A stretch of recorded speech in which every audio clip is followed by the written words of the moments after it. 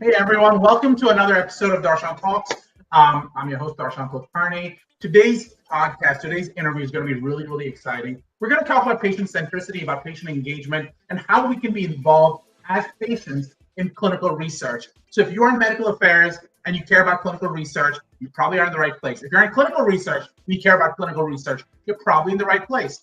Our guest today is someone we've had on a few different times, and each time I'm super lucky to have her. She brings 25 years of medical education and patient engagement expertise to clinical research. She's the International Managing Director of Patient Engagement at Real Chemistry, and I want to find out more about what that means and what that translates into on a day-to-day basis. So I'm really excited to have her on. Our guest today is Emma Sutcliffe. And Emma, how are you? Hi, I am great. I'm looking a bit formal today. Like the last two times I've been a bit more casual, so I thought I'd up my game. Well, I'm just glad you're here. Whether you're formal or informal, I'm just happy to see you. I will be bold. You can be sure of that. This is Darshan Talks live stream. I'm your host, Darshan Kulkarni. I'm an attorney. I'm a pharmacist, and I advise companies with FDA-regulated products. But I'm not your attorney. I'm not your pharmacist. So this is neither legal advice nor clinical advice. Both me and Emma are discussing things that are educational. So these are considerations, and they don't necessarily reflect the opinions of the host, the guests, our employers, or our clients. If you like what you hear, please leave a comment, please subscribe, please share. Feel free to ask our guest questions. I know she would like to hear them. You can always find me on Twitter at Darshan Talks. You can go to my website at DarshanTalks.com. You can actually find Emma on Twitter at SuttyEmma. That's SUTTY Emma.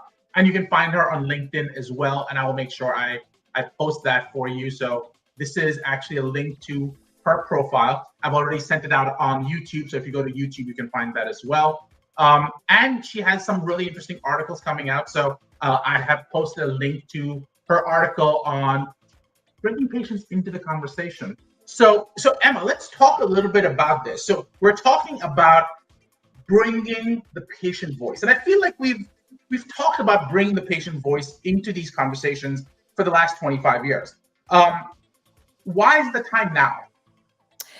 So we've actually done a pretty good job of listening to the patient voice, and we've done a good job of engaging with patients as we're getting our products through the pipeline. But what we are not doing yet, and that's the next part of maybe the next 25 years, who knows for me, but the next part is actually how we develop clinical trials from the outset with patients. And we're still not filling our clinical trials programs. You know, we've still got consent forms that are 40 pages long. Great. We've got 60% of patients who don't really understand the forms they're filling in. So we've got incomplete understanding. And we've got people going into trials without that fully informed consent, without really an understanding of what's happening to them or what they're doing. And so my role now is to look to build bridges between pharmaceutical and research companies and patient groups and patients, so that we design trials from the outset that are going to have the right outcomes that people and patients want. So I'm focusing on looking at why, and forgive me for being coarse, but I'm kind of glad. There's a really great quote by Aristotle, right? So Aristotle said, one of the problems that we have isn't that we aim too high and miss, but actually we aim too low and hit. And I think that's exactly what's been happening in clinical research.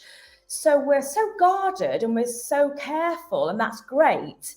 But we forget that people come or they consider clinical research because they need research organizations to aim high for them. So if we don't understand what patients and people need from the outset when we're designing clinical trials, we don't understand what they're looking for in terms of help and care beyond the pill, then we're always going to be designing clinical trials that patients are really, we're playing catch up with patients and their needs. So there's going to be that disconnect. So what we're doing at Real Chemistry, we have a clinical practice division dedicated to that clinical services part of research and development. We're obsessing, really. We're determined to help pharma to aim high. So we are being disruptive, and we do want to come at this from that perspective of, patients come to pharma and they're looking for hope. And what happens is they become subjects in a trial, and we need to re-humanize that clinical trial process. So, my role is to help pharma and research to start aiming that a little bit higher, and to look at the kind of patients, and to collaborate with patients as early as possible, so that we are offering innovative healthcare solutions as well as, clinical research to deliver medicines. So, just a small endeavor. So it's funny. What you're reminding me of is, how do you reinvent the entire clinical trials process while not scaring anyone? That's really what you're trying to achieve. Absolutely. Yeah. And we need to be really honest. So I just completed a survey and did an article about it, and we can share the article after. But that was really pertaining to International Clinical Trials Day. And I asked 6 questions around people's knowledge and willingness to participate in a clinical trial. And some of the data really, it kind of shocked me even. So, the stats that came back are genuinely 18% of people who responded honestly and openly admitted they were clueless about the phases involved in a clinical trial program. However, 85% of the people who responded said if a family member, or in fact they themselves, got ill, they would be curious and they would seek to find out how clinical research works. And actually they would consider even trying, and participating and entering. Now, that's an incredible measure of hope, I think, because what it says is, even if we don't really know what's involved, we will step up and we'll consider participating so that our family member or we get help. And I think that there's something so altruistic in that. And people did then go on to say that they would consider participating in a trial so they could pass that data, pass that scientific evidence on within their own communities. And it reminded me very much, do you remember, who could forget the Ice Bucket Challenge, right, of 2014? Gosh, is it really that long? Huh. Nearly 10 years ago, yeah. So in the space of 2 weeks, $200 billion was raised for research from, presidents, postmen chucking water over our heads. Did anybody know what amyotrophic lateral sclerosis was? It's a bit of a mouthful. No, but people were willing to just join in, participate, do something to raise funds for research. Now, a couple of years later, people were saying, well, we raised all this money, and, have we cured it now? Do we have medicines? And this really, I know that sounds like a really trite example, but what this demonstrates is people want to help, they want to contribute, it's that citizen science aspect, but it then falls short because we don't really understand what is involved in clinical research. So if we then look at the clinical trial process that pharma runs, people drop out. They don't enroll in trials, and they drop out of trials. And so far, the response from pharma has been to pile more patients in. Let's recruit more then. So what we're trying to say is that is not the answer. What we really need to do is look holistically at all of the different influences and drivers in people's heads, which will make them consider participating in a trial. So, I'm a medical biochemist, and that's my entire scientific background, but I've also qualified as a clinical hypnotherapist, and I'm midway through clinical psychotherapy.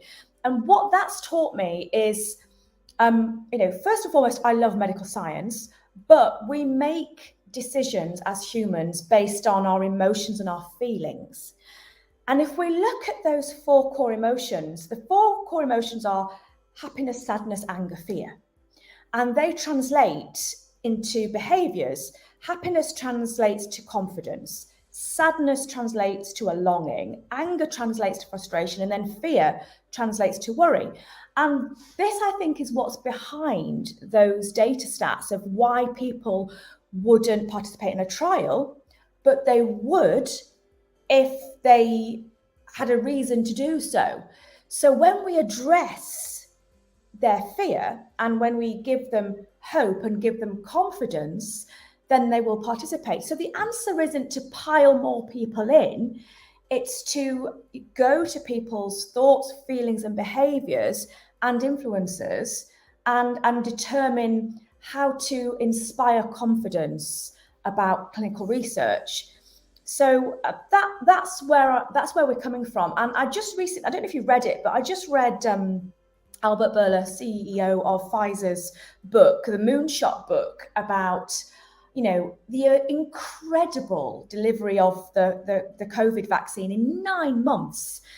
And he's very compelling, and he is very much speaking to how you inspire people. And he actually said there are 4 parameters, and he described them as courage, excellence, equity, and joy.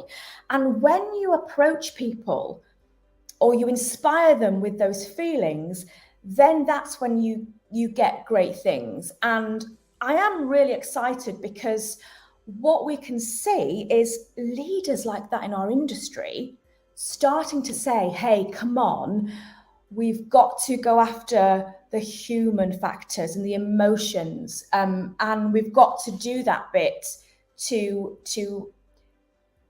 have an evolution in our clinical research process. So that's the job, and that's the work that we're doing at Real Chemistry. And we are genuinely, goosebumpy excited about it. So what it speaks to is understanding that we need to look holistically at all parameters in a person's life and get those right. Because at the moment, we're approaching clinical trials in this kind of monolithic way. And so we're not understanding the fears, the joys, the concerns and the anger that makes people decide whether or not to participate in a trial. And that's where we're at. And it's a combination of behavioral sciences, algorithms on behavior, and an incredible consolidation of all of those amazing digital tools that we have to understand, what drives behaviors. So it's just the start of something very exciting. I'm rabbiting on. You're fine. It's interesting you talk a little bit about behavioral science. We actually had someone talk to us, I want to say yesterday. The days are starting to all melt together. But we were talking about the concept of nudging. Have you heard that term before? Yep, absolutely. So we were talking about nudging behavior, and we were talking about how to incorporate that in the context of LGBTQ patients. And it's Pride Month, and I figure it's an appropriate time to talk a little bit about LGBTQ individuals. So my question for you is, as you are helping, and I've seen some really inclusive ads recently and really inclusive clinical trial designs recently, the communication and the conversations are just of a different flavor, which is very, very interesting. So you talked about the value of going beyond the pill to provide voice to people who may not have that voice. Could you talk a little bit about the efforts that can be made to bring in LGBTQ patients, give them a voice that didn't quite exist before, and how it's changing right now? Sure. Well, this comes actually, it's a very simple principle. And we're creating a system called the CLEAR system. And the acronym stands for looking holistically at a community that a person exists within, and who the influencers to them are personally. Could be religious, could be, hobbies, could be activities, but we have people within our community who influence us. So it's about community, about the landscape, that's the L piece, and that's the landscape in terms of healthcare infrastructure, nationally and regionally, and again, within your community. So what are the opportunities and what are the obstacles within your healthcare landscape? The E bit is then about engagement. Now, people genuinely misunderstand engagement. People actually ask me what the difference is, and if I may, I'm going to clear something up because it's been annoying me for a while actually. People ask what the difference is between patient centricity and patient engagement, and it's quite simple. Patient centricity is the mindset that an organisation has to have to examine the things they put together. Patient engagement is the practical implementation of that mindset. So engagement isn't a one-trick pony. We have to engage in different ways according to the life stage that a person is at, including possibly the progression of their illness and the progression of things in life. So engagement isn't a fixed thing. Engagement is a continuous stream, arguably the stream that brings all of these elements together. The next part of the CLEAR process is activation. Again, there is a difference between engaging with a patient, informing them, educating them, helping them to feel confident, and then the activation is the behavioural change or the nudge that comes from that confidence. And again, activation, certainly in a clinical research setting, isn't a one-time thing.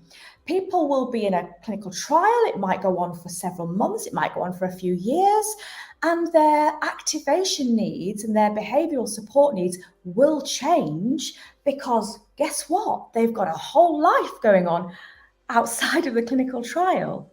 And then the R bit is actually how we take community, landscape, engagement, activation, and make sure we are putting that into research.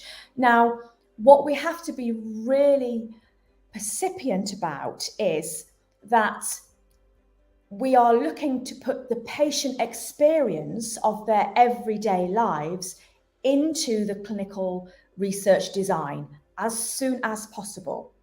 And part of that experience includes, well, what is actually important to a patient? They might be coming to a clinical research program because they've got another aspect of their condition that on an everyday level really bothers them. Whereas the pharma company, of course, their target is efficacy, safety, solution. So what we need to do is from the outset be looking at that patient everyday experience and put it into the trial. And then through the CLEAR system, we need to generate and have confidence that we will have evidence, we will translate that experience into evidence for our regulators, because they cannot approve products and they cannot approve new medicines or therapies without the evidence that that patient experience is included in the trial. It's not mandatory yet, but it's going to be, and that the patient experience through the trial and perhaps a patient-reported outcome measure or caregiver measure, etc., has been part of this evidence pathway. So the CLEAR system is around, it speaks to, holistically, the equity piece. So are we getting real patients with real experiences in our clinical research setting? And we feel that if we start to ensure that all of those elements are included, then we can be confident as patients that the outcomes of a clinical research program will be the things that we need to help us live better lives. And also the data that a research company needs to have their therapy approved. So the system works for both. And back to that piece, Pride Month and all that stuff, back to that early piece of we have to look first and foremost. That's why CLEAR starts with community. Who and what are the influencers around a person's everyday life? And we need to get that right from the outset. How are healthcare resources for that person in that community? What are the obstacles to care? So it's a systematic route, really. But what we are confident of is by including all of these elements and working through how to implement those elements within a clinical research program, we feel that we are helping our clients, our pharma clients, to aim higher for patients. So it's all around, we aren't trying to be unrealistic, but what we are saying is we must aim higher. We must aim higher. We can't just aim low and be satisfied with that. We've got to aim higher. Darshan, I can't hear you. Sorry, I had some construction going on. You're on mute. It's the first in 3 podcasts when I've had a you're on mute situation. We talk about the importance of aiming higher, and you talk about the Aristotle quote that sort of inspires you, if you will. I guess my question is, if I was a pharma company, if I was a client, those are all things that are great to have. Why do I need to do it now? My life is so much easier. I've already got to worry about decentralized studies. I already have to worry about remote studies, centralized monitoring. Why this piece? What is my ROI? The ROI is people participating in clinical trials, fully informed, fully consenting, knowing what they're signing up to do. So as I said at the beginning, we've got 60% of patients don't understand a basic study consent form. That can't be good. So they have an incomplete understanding, and they have no understanding or no influence over what they're signing up to. The survey I just did, 18% of people said they are genuinely clueless about a trial. Right. But people recognize they need to participate because we need to, complete clinical research. So the ROI is that people aren't just being piled into trials, but they are consenting because they know participating in a trial will benefit their community, the landscape. They will be engaged in healthcare, they'll be activated, and that has got to be good holistically for research sake. I mean, everybody deserves, every person deserves to be cared for. And I think it's really timely that we are seeing, and hats off to them, we're seeing our pharma companies now step up and say the pandemic has changed us, and it's recalibrated expectations, not just from patients and the public, but our expectations of ourselves. So honestly, Darshan, I genuinely don't think that there is that siloed mentality. I think we're in great transformational change in our research organizations. And we can see that from the things that our leaders are saying. So I don't think that someone is sitting there thinking, I just want to get decentralized trials sorted out. I believe that people genuinely are saying, how do we get health equity in our clinical research system? I mean, it's an extremely innovative, exciting time. And there are 3 things practically that drive any change. And we all know what those are, and we can make them technical, but they are desirability, feasibility, and viability. So what we've got, what we're at the beginning of now, is all of those 3 things being in place.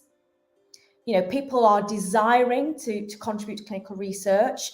Pharma are understanding that they've got to amend their clinical research process to get health equity. We're seeing the feasibility come through, and decentralized trials is part of the feasibility piece, really, isn't it? How do we actually make it practical? And then the viability is that when we get this patient experience informing trial design and patient experience being measured through a trial, then we get to the viability piece. Because, as I said earlier, our regulators are starting to mandate. They want a PROM, they want a PREM, and we're now starting to see we want caregiver reported outcome measures. We want family reported outcome measures. We want to know what company X is providing beyond this medicine. What are the other benefits of the provision of care?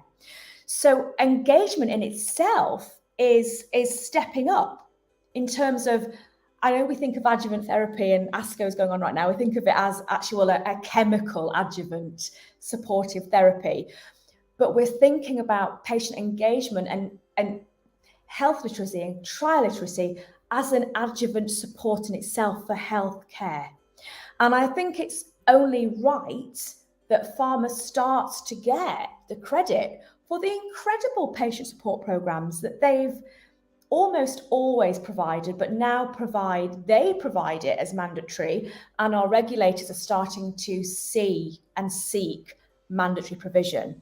So everything is going in the right direction. If you're looking at desirability, feasibility, and then viability, they're all right there. So the next time we have this chat, we're going to be talking about the case studies of those three things.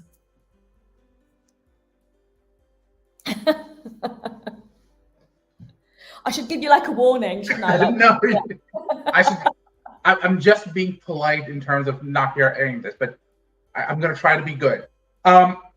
Don't be disruptive. I wouldn't expect anything less. So you talk about the importance of desirability, of feasibility, of viability. What has been the greatest obstacle out of all of those? And how have you found yourself getting past that for patients? I'm going to keep it in the clinical research setting. Absolutely, that's what I meant. Yeah, patient education and health literacy are kind of that end of the picture, and we're doing really well on that. You know, that's kind of on its way. In the research setting, it can be as simple as joining up the dots. And I know it might sound really facile to us because we are in the business of making medicines, right?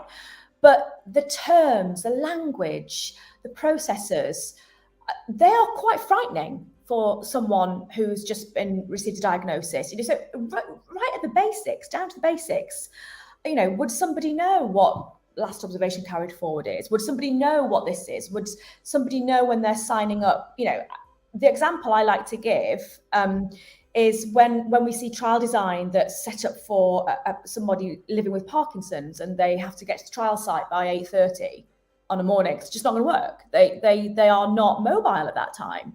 And so it's about joining up those dots. And, you know, there's lots of small wins, but the small wins come from really understanding the patient experience. And I want to be really candid again, if I may. It's not about the patient journey, and it's a hackneyed term. Patients are not on a journey. They're not trying to get to a lovely destination. But if we were going to take that metaphor in the clinical research setting, what patients need is joined up thinking. So when you are on a journey, if you're traveling from A to B and the train doesn't connect with the bus, and the bus doesn't really have facilities for you to get on it, and then there's no air conditioning, and then, you know, you've been given a seat, but then your seat's broken. This is the reality for people trying to participate in a clinical research trial. So we need to look at the practicalities of joining the dots, and we also need to look at how we're reaching out to people.